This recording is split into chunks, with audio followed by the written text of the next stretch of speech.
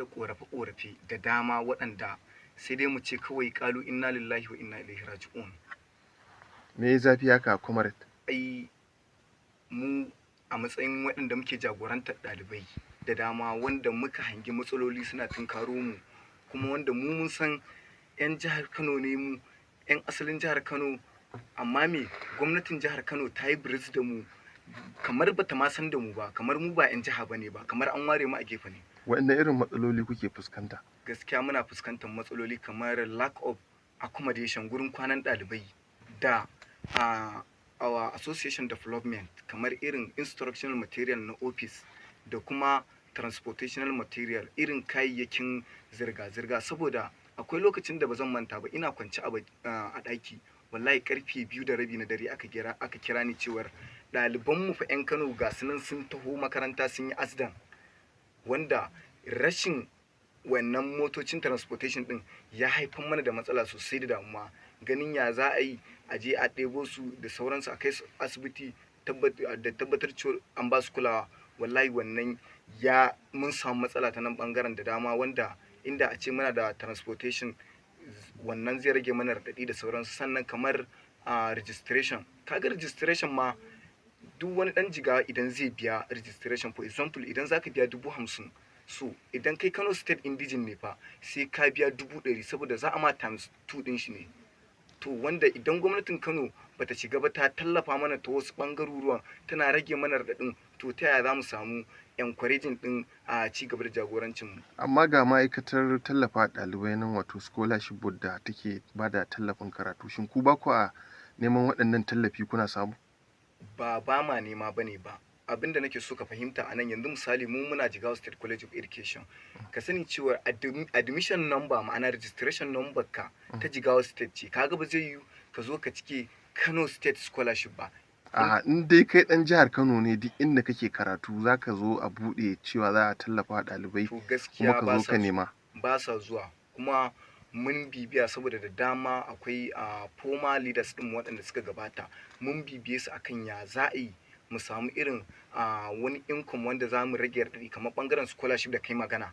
To duka sun nuna mana cewar gaskiya babu wani abu wanda za mu iya samu wanda zai taimaka mana, kuma akalla muna da yawa, we have approximately 2,200 people in Jigawa State, mutum 2,200 akalla, kuma muna da 'yan majalisu da ciyamomi na 44 local government, sannan kuma muna da gwamna wanda mun tabbatar da cewar yana kulawa ne da harkokin ɗalibai. Insha Allah mun san cewar in dai har ya ji kokenmu to zai kula da mu, ba zai kasa a gwiwa ba. Shin kun taɓa zuwa kun nemi ɗauki da tallafi na su waɗannan shugabanni domin su share muku hawayen abin da yake damun ku? Mun zuwa ba ma ɗaya ba ba biyu ba, amma abin da yake faruwa a nan shine ka sani cewar hanyar da za ka bi wajen ganin cewar ka yi achievement, dole ne you have to find the process that you have get the achievement. Saboda ba zan manta ba, akwai lokacin da muka tura a leta zuwa ga sanata Barau Jibrin, ba zan manta ba a wannan lokacin. So a wannan lokacin mun yi waiting sosai, babu wani responding wanda ya zo mana, wanda ni ma na bibiya tun lokacin ina vice president fa 1 year ago nake ma magana, tun lokacin ina vice president. Kuma takardar ta je gabansa? Ko ta je ko bata je ba Allahu a'lamu, amma me wanda ya jagoranci takardar na bibiye shi a satin nan ma na bibiye shi, amma abin da ke nuna mun cewar kawai babu wani responding da za mu samu a kai.